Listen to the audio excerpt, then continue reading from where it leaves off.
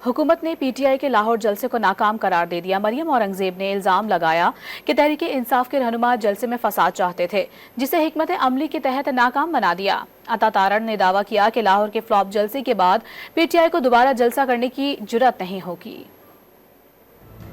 पाकिस्तान तहरीक इंसाफ के लाहौर जलसे पर हुकूमती रहनुमाओं ने कड़ी तनकीद की है। पंजाब की सीनियर वजीर मरियम औरंगजेब ने इल्जाम आयद किया कि पीटीआई जलसे के दौरान फसाद करना चाहती थी, जिसे वजीर आला पंजाब की हिकमत अमली से नाकाम बना दिया गया और पीटीआई का असल चेहरा अवाम ने देख लिया। अगर आपको उनकी आपस की गुफ्तगू पता चल जाए, वो ये फसाद चाहते थे, लेकिन आज एक हिकमत अमली वजीर आला पंजाब का फैसला कि इनको आने दिया जाए, इनका असल चेहरा पाकिस्तान की आवाम देखे कि ये असलियत इनकी ये है।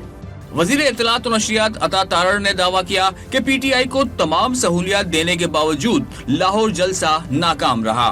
जितनी इन्होंने बड़के मारी थी इस जलसे के हवाले से, जितने बड़े बड़े बुलंदोबान दावे किए थे, वो सारे दावे धरे के धरे रह गए। सिक्योरिटी भी दी जाती है, जलसा का भी दिया जाता है, तमाम तरह आपको फैसिलिटीज भी दी जाती हैं, फैसिलिटेट भी किया जाता है। ना कुर्सियां रोकी गई, ना साउंड सिस्टम रोका गया, ना कंटेनर लगाने से मना किया गया।